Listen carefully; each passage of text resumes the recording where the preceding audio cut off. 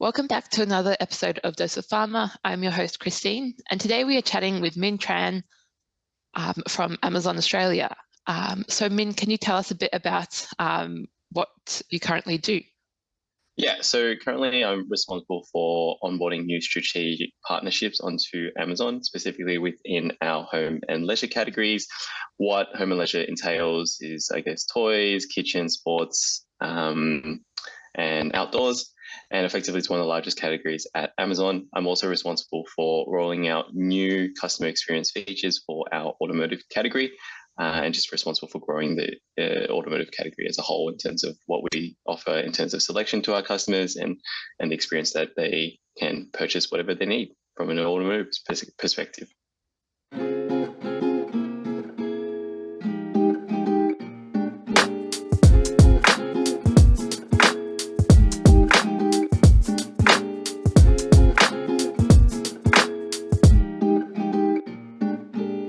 Awesome. So you, I guess, initially started off with completing a Bachelor of Pharmaceutical Science at Monash University. I guess it was definitely a few years ago, but can you elaborate more, I guess, on your experience, I guess, graduating from a STEM degree, and then I guess in a sense, the unconventional pathway that has led you to where you are today? Yeah, I would say, yeah, it has been a couple of years, but I look back fondly of my memories of my degree, and I think at the time what I originally signed up to was a Bachelor of Medicinal Chemistry, and so my first year at university was actually at the Monash Clayton campus, and I remember a lot of the focus in that year was actually around stats and maths, which I will touch on a little bit later around how that's actually impacted my career a little bit.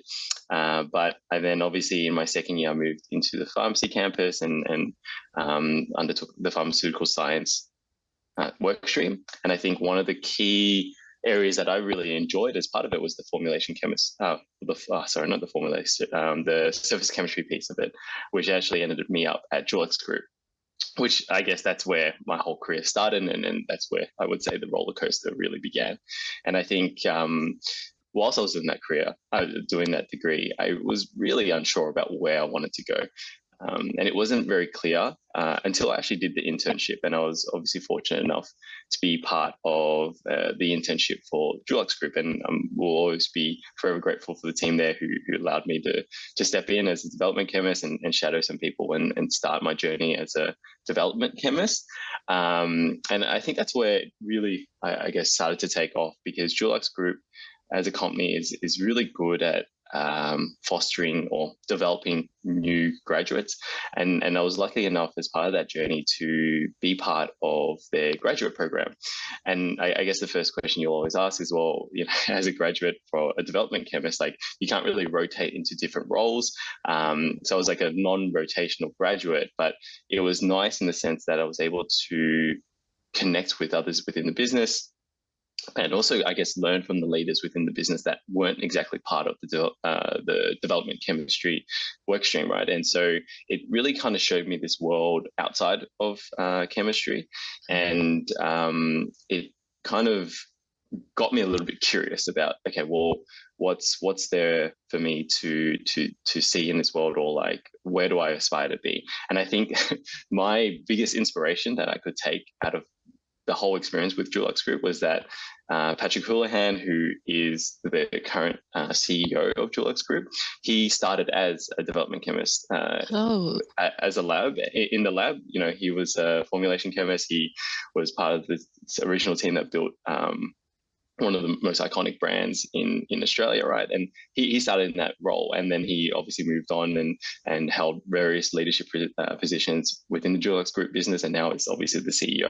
So I took a lot of inspiration from that. It just kind of made me think about, okay, well, there is someone out there who, wanted to, started their career as a development chemist, but now it's ended up as the CEO of a business. And it made me realize that maybe being a development chemist wasn't exactly where I wanted to be at that point in time. And there was the inspiration that someone else has done it before. And so it kind of helped me start thinking about where I really wanted to go with my career. And I was when you're obviously entering the workforce for the the first time, it can be daunting, right? Like you don't know exactly where you want to head.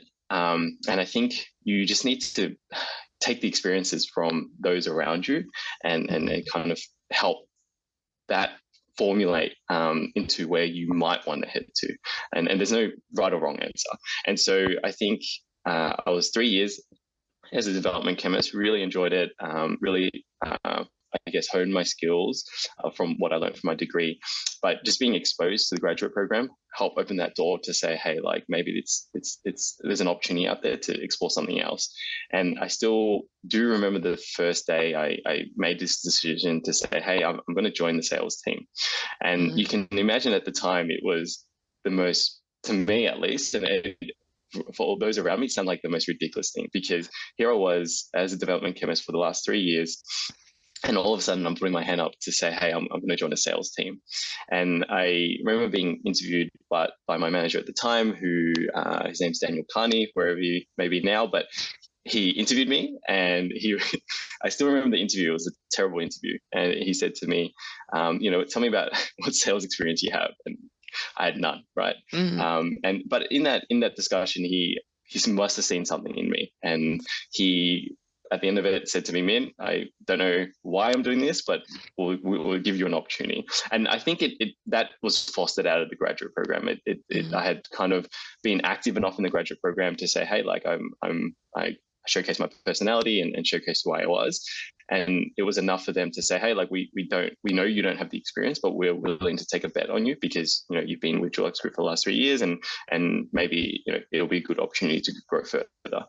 And I think it was the most daunting thing on my day one as a sales manager or territory sales manager. I was given the keys to a car, a territory or a patch of land to look after, and off I went, right? And it was such an interesting experience because I remember calling my parents on that first day and saying, I have no idea what I'm doing. I don't know what I'm supposed to be doing, but here I was in a sales role. And it was interesting at the time because if you ask me like, okay, well, Min, what did you really think about, or like, how did you process to make that decision? There was nothing around it. It was a gut feel saying, hey, this is where I want to head. And if I look back, I wasn't afraid to fail. Like I was willing to take that failure more than, I guess, being a development chemist and wondering what the world could be out there, right? And so I took that step, and I guess the rest is really history because I was a territory sales manager for 2 years, really enjoyed it. I managed the Northwest Victorian patch of land, and you spend a lot of time alone because you're driving to the likes of Swan Hill or like up north into the border. But I think as part of that, it gave me an opportunity to kind of continue on this like personal, I guess, professional as well, development growth journey. And I actually listened to a lot of podcasts during my downtime of driving between towns to see small businesses. And it just really started, I guess, helping me to hone my skills a little bit more. And I spent that as 2 years as a territory sales manager. And then I remember, it sounds wild, but because I keep making decisions that don't make any sense. But I remember thinking there was an opportunity up in Sydney as part of our Yates business, which is also under the Dulux Group banner, looking after our grocery business. And at that time, I'd been a sales rep for 2 years, and again, really enjoyed it, but just wanted to really move into a more strategic-based role, managing larger partnerships.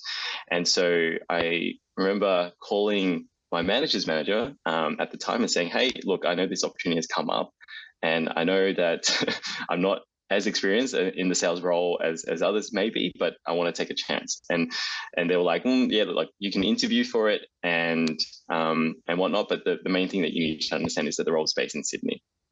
And I remember thinking to myself that, I think, it was a good opportunity for me. I wanted to take the interview. I took the interview, and I was successful at it. And it was the same comment at the time. They kind of said, hey, like, we don't know why we want to give you this opportunity, but we're going to give you this opportunity. And I still remember the day I was about to fly up to Sydney, thinking to myself, having that like oh no moment where I'm like, what are you doing, right? Like, why are you moving your whole entire life to move up to Sydney? But it was just Yeah. one of those things where it's like, again, it's never structured, right? Like you kind of just move or take in the opportunities from those around you, and you just kind of go with it. And I'm, again, so glad I got the opportunity to move up to Sydney, because a year after being in that role, managing the likes of Woolworths, and Coles and IGA business, I obviously had the opportunity to step into Amazon. And I think that's when I would say my career really accelerated, purely on the fact that it's an amazing business to work for. But again, at the time, I was more in a strategic role, and at the time, the role at Amazon, I guess, was really just very day one kind of culture of trying to build a business from scratch, right? And you're very much moved away from the strategy piece and just really getting your hands dirty. But I was more aligned with what Amazon was offering as a business than the actual role itself. And I think that's sometimes one thing that I wish someone told me from day one about my career, is that like sometimes you might just want to join a company just because what it offers as a value, as a culture to you, as opposed to the actual role itself. And I remember joining Amazon in 2017, so that's like 5 years ago, and it was the most scrappy business I've ever seen. But I loved every piece of it, because I was an account manager, and like that wasn't really my role. My role was just really just getting your hands dirty, helping everywhere you can, picking up every single possible work stream just to launch this business into Australia. And since then, like it's just been an amazing journey in growth, in the sense that Amazon's a business that really, I guess, talks about its leadership principles and values, and what you see is actually what you get. And it was probably the first business I've really seen it ingrained in everyday speak, right? Like you will speak to an individual, like a colleague, and they will talk about leadership principle to you, because it's just the way of working. And then from there, I was in an account manager role, and then very quickly moved into a sales manager role, and then moved into a category manager role. And then here I am now, 5 years later. Yeah. Wow. What a journey you've been on. That is so awesome to hear. I think as like we mentioned at the start, it is a bit unconventional. Like you started, doing, well, first you went into, I guess, medicinal chemistry, and then you went into pharmaceutical science, tested out the waters, and then through that you were able to find the opportunity of going into sales, and then I guess have accelerated from there. And I think based on what you were describing, a key part of your career has been, taking risks, taking the opportunities that come your way, and not being scared of failing, and not being scared of, I guess, what's next. You seem to have a lot of, oh no moments. Is this really what I should be doing next? But I think it's really, I guess, inspiring to hear that, it's okay to be unsure and uncertain, and to just, go for it. And, if you have that gut feeling, if you think it's right, then go for it. I would exactly summarize it like that. Like, just like if anyone was to take anything away from this, I think it's just really, don't be afraid of what you don't know, right? Like that's the most exciting part. That's the most challenging part of just navigating everyday life, right? Like, and as part of your career, no one's going to give you the golden key and say this is the right answer to where you should head. It's really whatever you want to do. Yeah. I think that's also a good thing to bring up, that you're responsible for your own career, that no one else is going to help you pick what's next. I completely agree with that point. One small piece of advice or tip that I could give is, I think you need to surround yourself with, people always say, like, surround yourself with the people that you want to be like.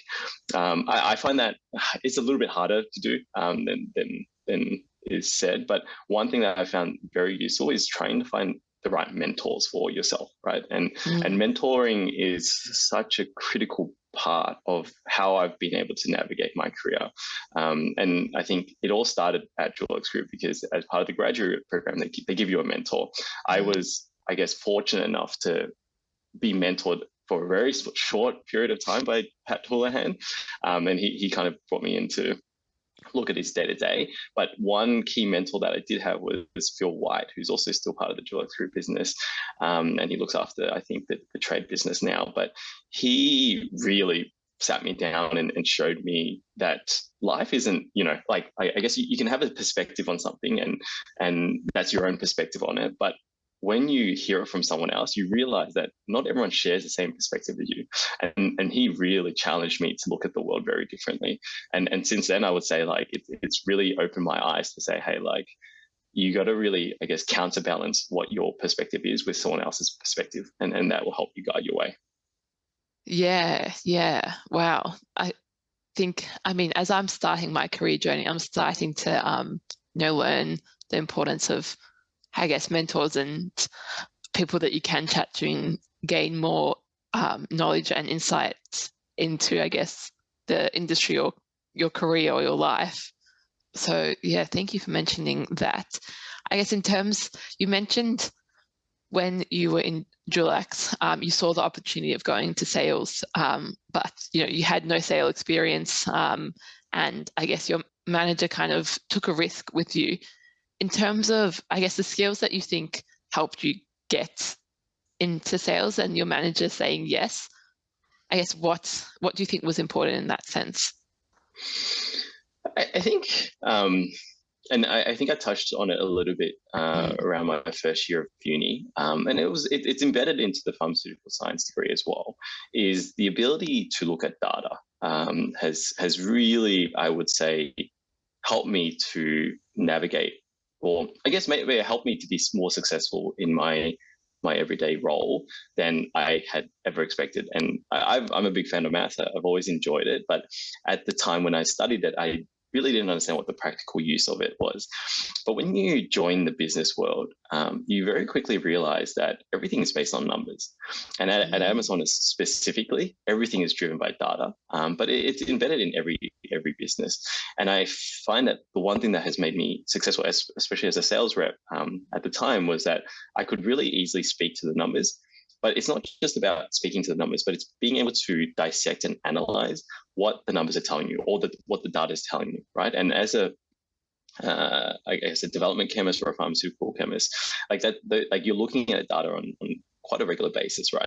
And you realize that you're taking insights and actions out of that data and turning them into, I guess, what the next step of your project is, or what the next step you're going to take is. And it's not a very common skill. Like, you might think that everyone studies maths and they can take that, I guess, turning it from theory into practicality. But really, like, I find that that's one of the most important key skills that I've got out of it. And it drives my everyday role, and I use it still today. Yeah.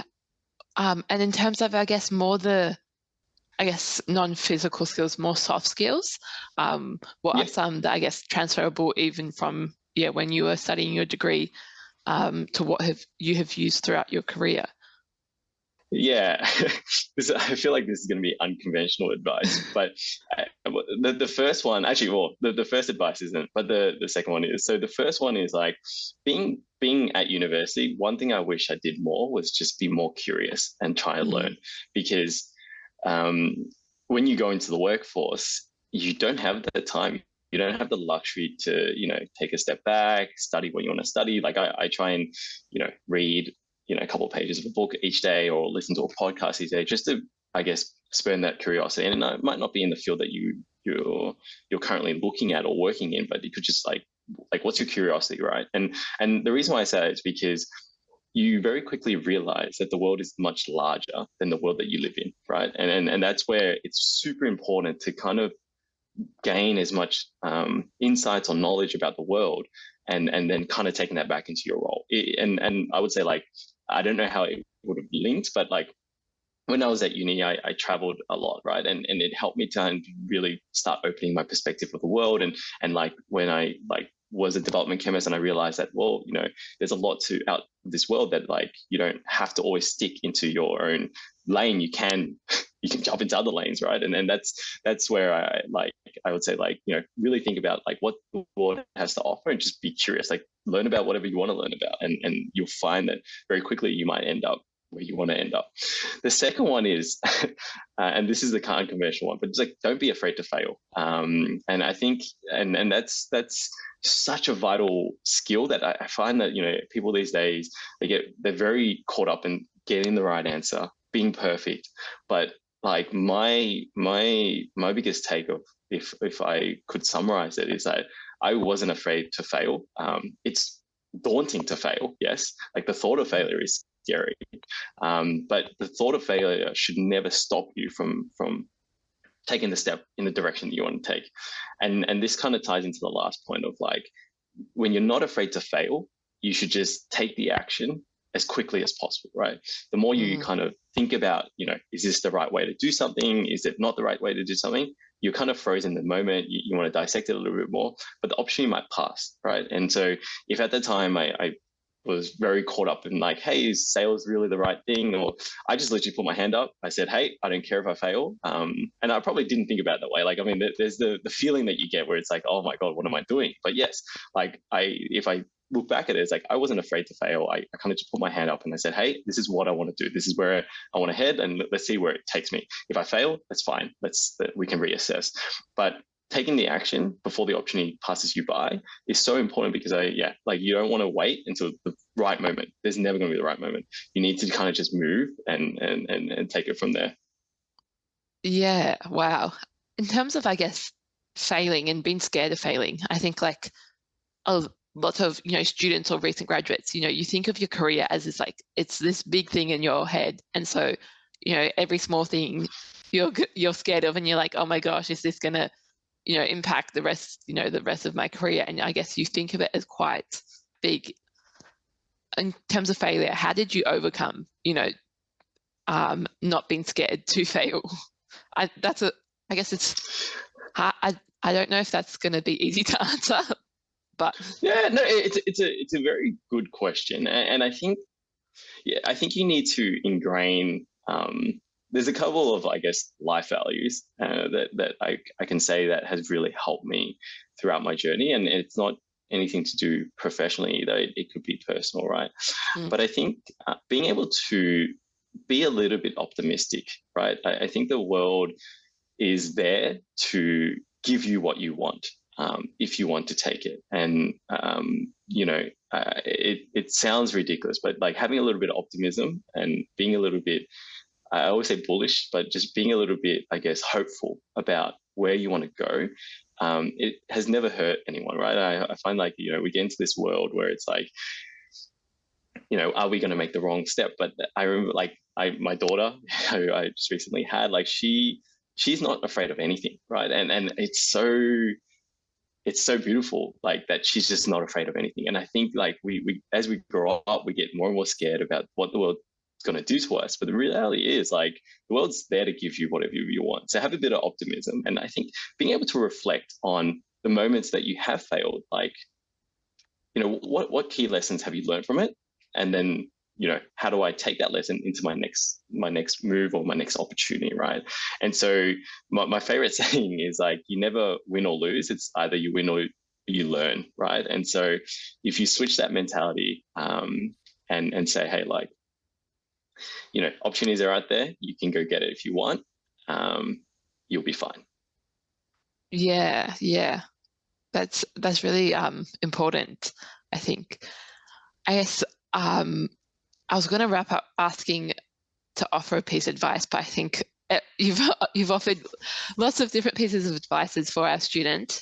So maybe to wrap up, I guess, how do you see yourself navigating through the next part of your career? Because the past years have been, I guess, a roller coaster of, going from science to sales and so on. How do you see the next, 5, 10, 20 years going for you? Yeah. I'm a very big believer of being able to challenge yourself on a regular basis, right? And you should never get too comfortable sitting in your own lane. I've used the analogy way too many times, but it's one of those things where when you become too comfortable, you're not growing professionally or personally, right? And so I can't say where I'm going to be for the next 5, 10 years or 20 years, but I can safely say that whatever step I take next will be a step in a direction that I'm very uncomfortable with. And it's easier said than done, because I know that the moment that I get an opportunity that is very challenging, I'm going to have that oh no moment of like, am I going to succeed? Am I going to be able to get through this? But every decision that I've made up until this point, and this is a important fact about just reflecting on what your life lessons have taught you so far. But every decision that I've made so far where I have failed, I've learned something out of it. And every time that I've felt very challenged is where I've been able to get the most reward. And that's like the first day I put my hand up to move into sales. That's the first day I, decided to move up to Sydney. Like those were all very challenging decisions in my life, but they're the most rewarding because they've got me to where I am now. And whatever the next step will be, I know that it'll just be the most outrageous thing that I've never thought of. And it's going to be extremely challenging, but I'll most likely say yes, just because I'm not comfortable. And I think if I continue to do that, I find that I feel like the next 20 years will also be another roller coaster, but I don't mind that at all. Wow. I love how, I guess, you seem to love to live in the uncomfortable, which I think is rare to find. But I think it's really good to hear that, you should get comfortable with the uncomfortable. And even, you're not set in stone. Like you have been doing sales for, a good amount of times, but, your mind is so open to everything else. And I think that's what I like. I think more recently in like the newer generations is the idea of being able to actually switch career pathways and not having to, work in one single job for, 40, 50 years. Yeah, most definitely. And like, I don't want to send out the message that you have to change careers. Like, that should never be the message. The message should be that like, you should challenge yourself, right? Like, let's say that you are working down the development chemist work stream, but and you're wondering, okay, well, where can I go next? I think one of the biggest steps that one of the biggest learning curves I've ever had was just managing a team, right? And so when you might be comfortable in your everyday role as a chemist, but the moment you start managing someone and helping them to grow their career, it opens a whole new kettle of fish, right? And so, and then it could be, okay, well, once you start managing one person, you might think, well, how hard is it to manage 2 people? But reality is like managing one person is hard. Managing 2 people is even harder because you got very different personality types that you need to learn about and understand. And yeah, so it's not about having to have a career change, but it's just like, what's the next opportunity that will challenge you? And as long as you kind of, I guess, transition between the comfortable and the uncomfortable, I think you're going to be heading in the right direction. Awesome. Well, thank you so much, Minh, for joining us today. I think you've given us a lot of insight about, your career pathway and, studying science and starting at Dulux and now working at Amazon. So thank you so much. Thank you, Christine. Dosa Pharma acknowledges the traditional custodians of the various lands throughout Australia on which we connect today and pays respect to elders past, present and future.